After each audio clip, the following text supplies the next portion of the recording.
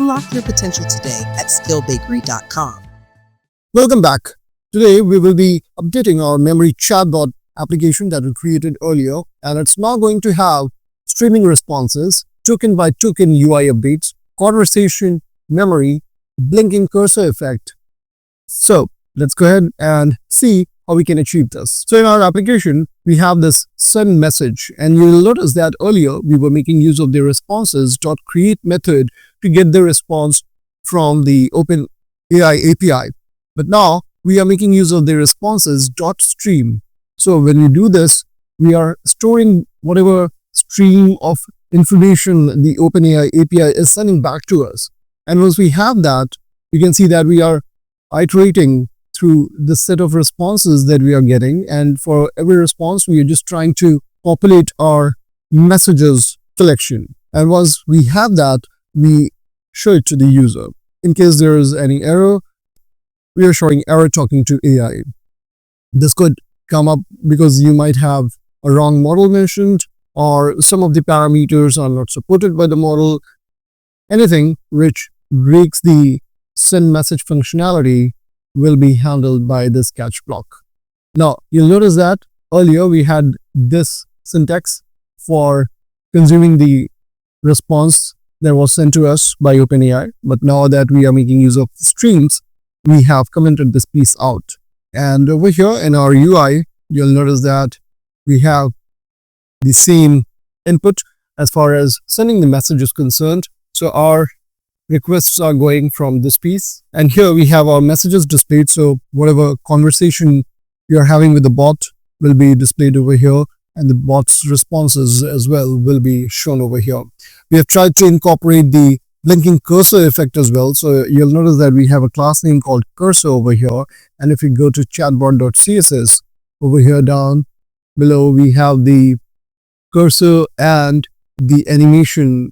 As you can see, blinks once again infinite, and then we have our keyframe set for this blink effect.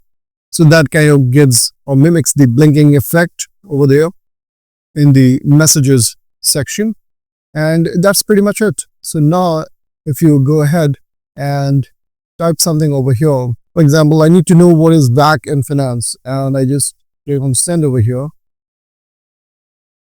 and you can see how it is streaming the response rather than just putting it all together and then sending it back to you.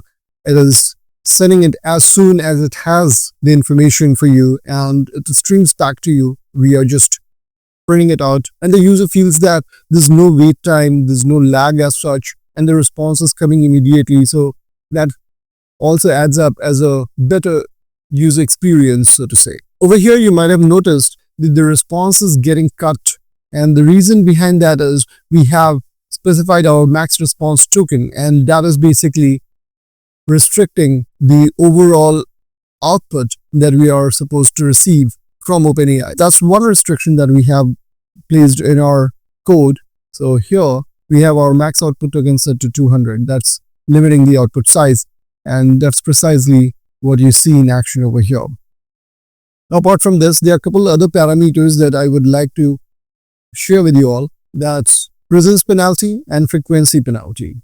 Let's understand what these are. So presence penalty encourages the model to talk about new topics instead of sticking to the same ones.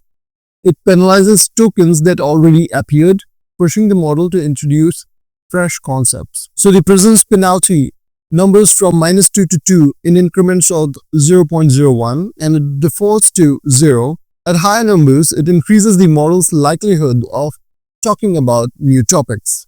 Now let's talk about frequency penalty.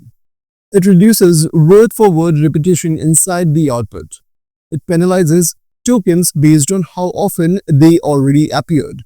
The default value is set to 0.0, and if you slightly increase it, like with 0.3, it will say slightly less repeated words, with 0.6 much cleaner, and with values greater than 1, very strong anti-repeat. Frequency penalty numbers from -2 to 2 in increments of 0.01.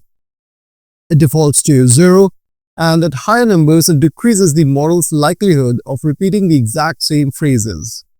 So here we have set them to their default values.